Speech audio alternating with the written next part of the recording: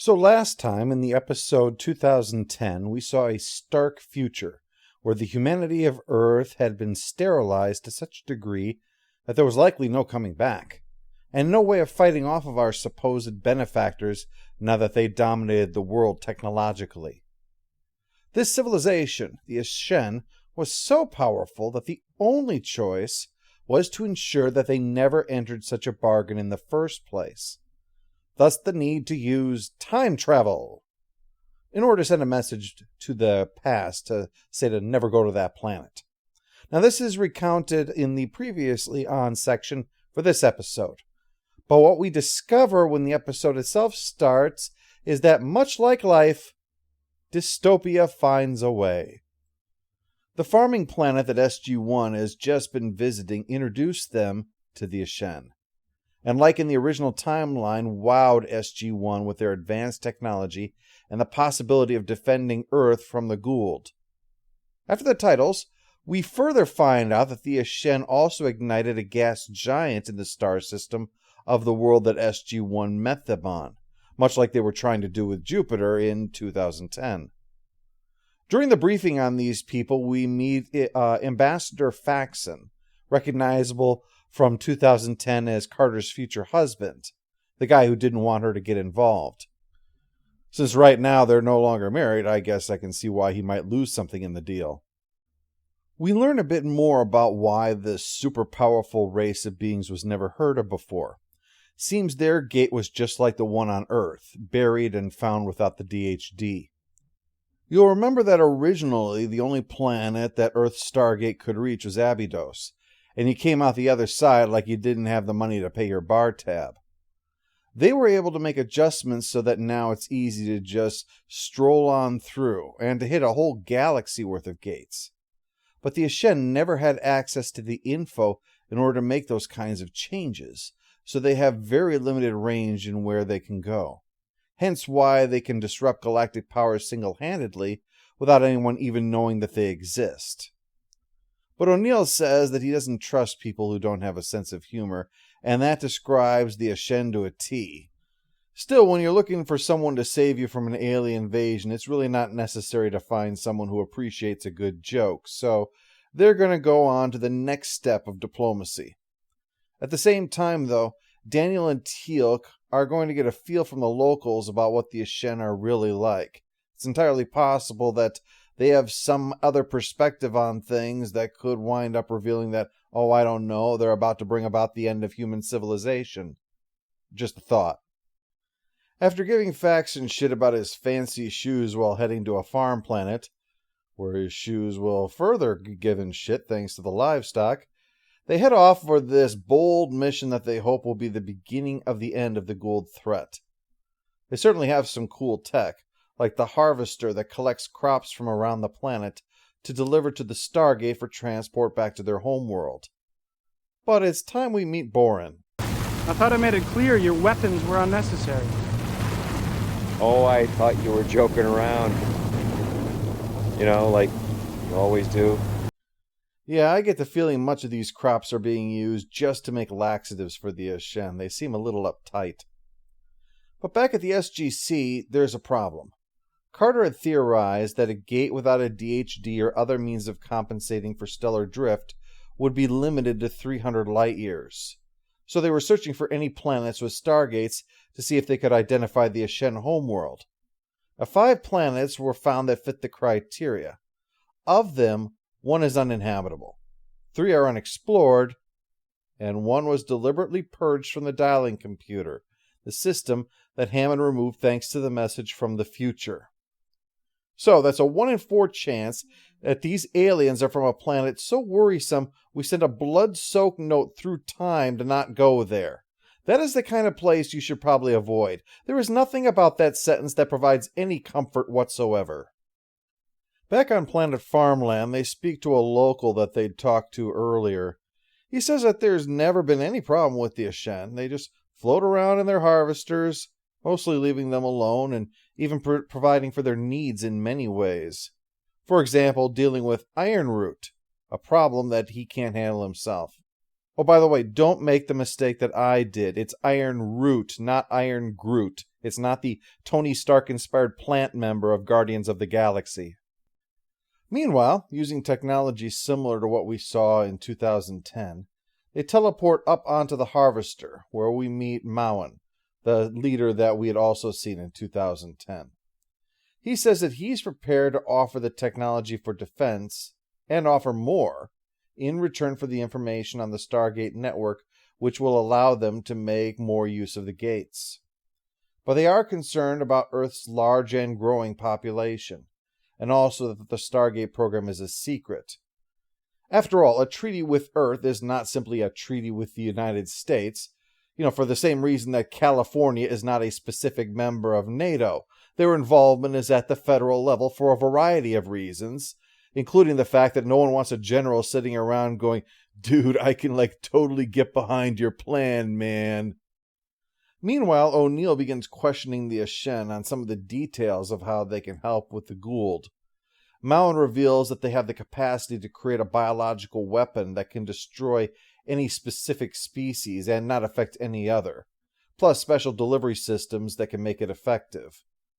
But there's an awkward question and an awkward answer.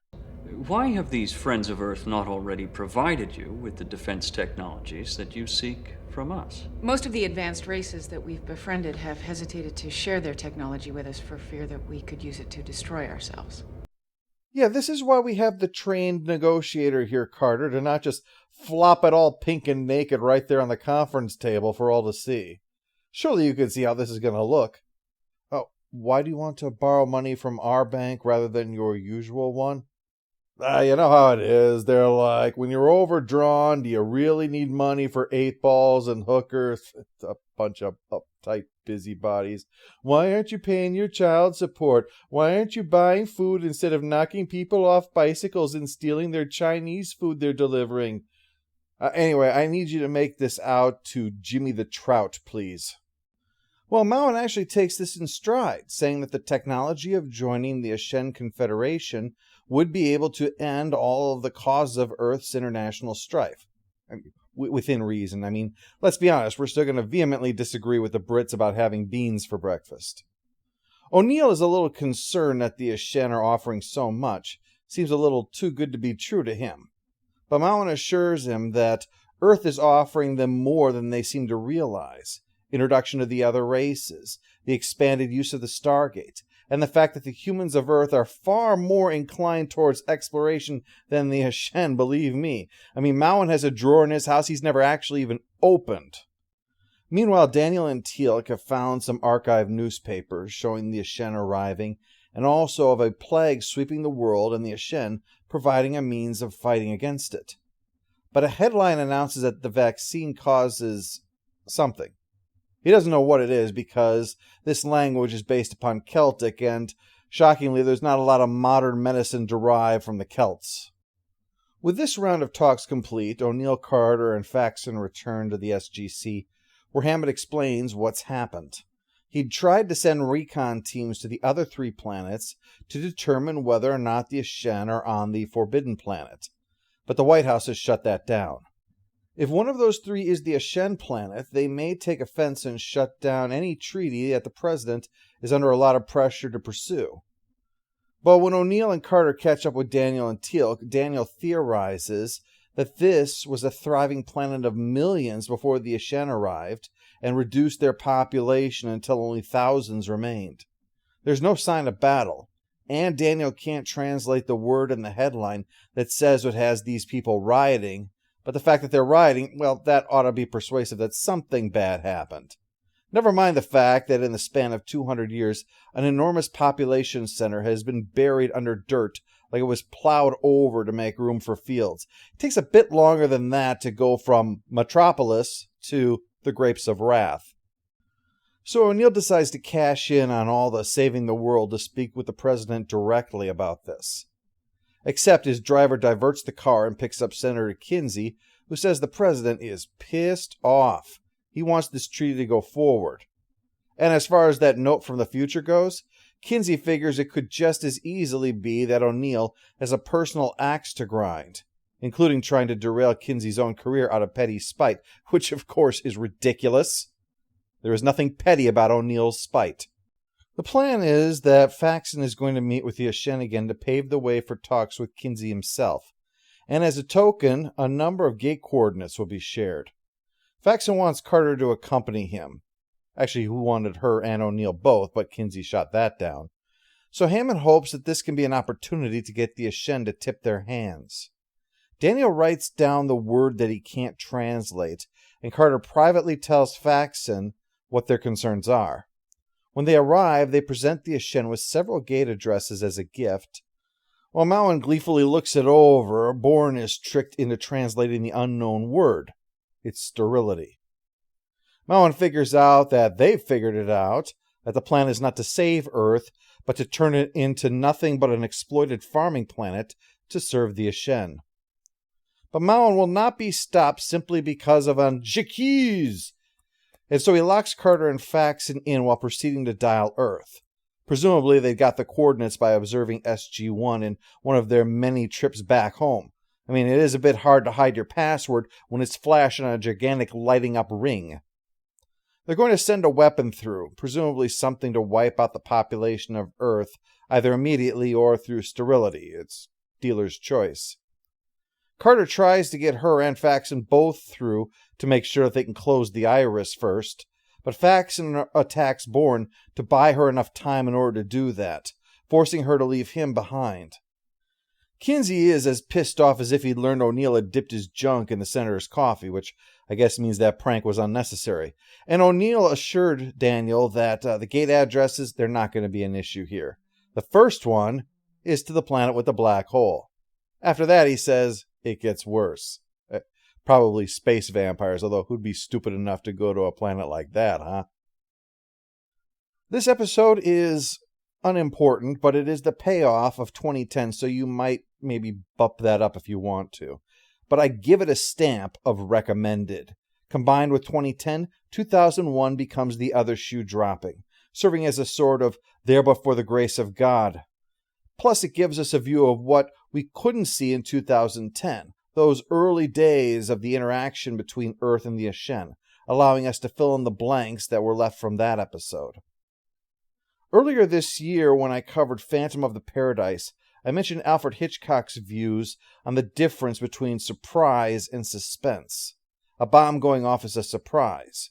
Knowing a bomb that the characters don't know about will go off is suspense. This episode shows just how effective the suspense angle is. The audience that has seen the future in the episode 2010 know what the Ashen are, what they will do. The audience sees what Earth's future would have been as the Ashen reduce a once thriving, technologically expanding planet to nothing more than a vassal farming state.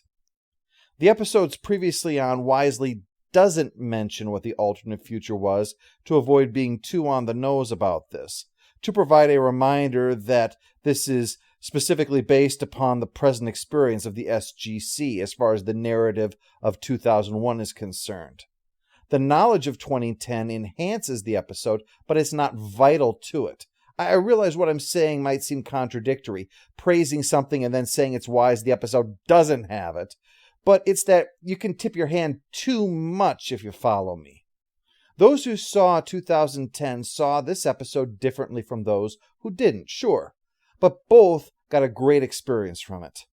This combination of episodes is an awesome example of how they were able to explore a time travel story and its possibilities that showed the way that the Stargate franchise could work in a richly mined field of science fiction and still find ways of turning up interesting stories. So, well done.